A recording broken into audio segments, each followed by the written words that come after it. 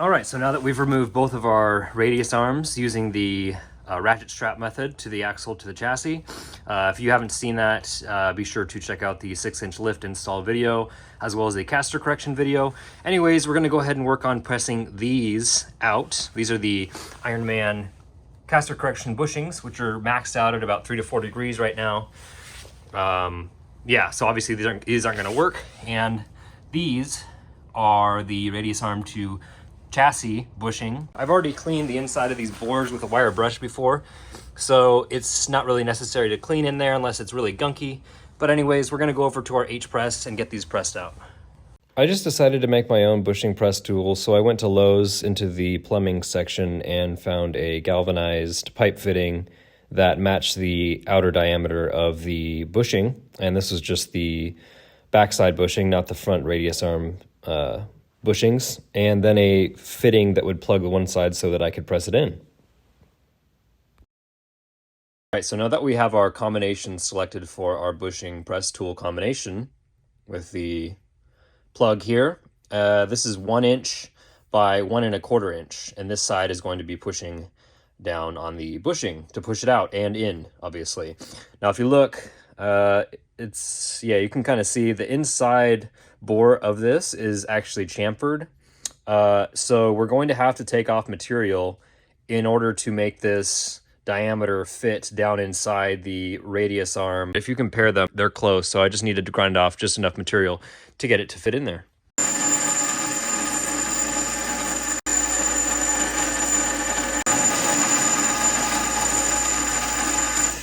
So this was by far the least fun part of the install, getting the bushings pressed out and pressed back in. These two came out, they were caster bushings before, so they came out relatively easy. These were easy to push in, just using those 3 washers, that method.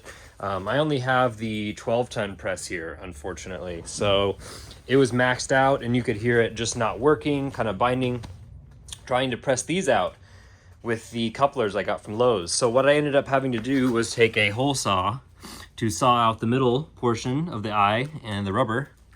And then I took a Sawzall to the casing and cut that in half.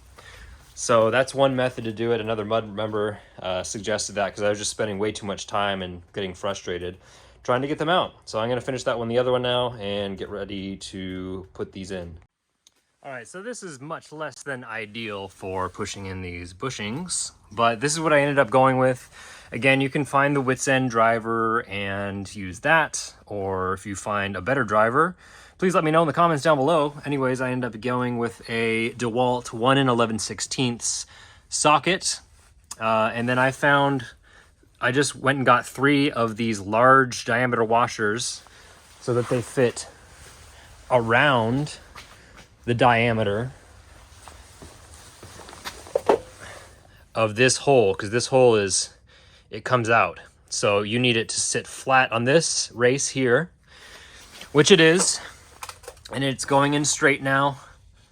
The issue is these are not grade 8, so I went and got 3.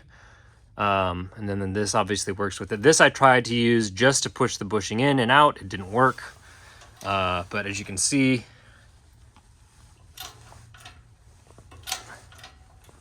it is going in. It's hard to tell probably, but especially me moving up and down so much, but it is going in very slowly, but it's going in. I'm waiting for something to explode in my face. So it's maxed out now. I got to actually move it. But anyways, that will work. Those washers cost like $2.79 each, so. This is the reason I ultimately ended up going with the Sawzall and drilling out the center method, because my 12-ton press was just kind of maxed out and wasn't able to press them out. If you have access to a 20-ton press and the right press tool like I made, then you can definitely make it happen. It just was easier for me to do this in the long run. These bushings are only $10 each, so great pickup from Ironman 4x4.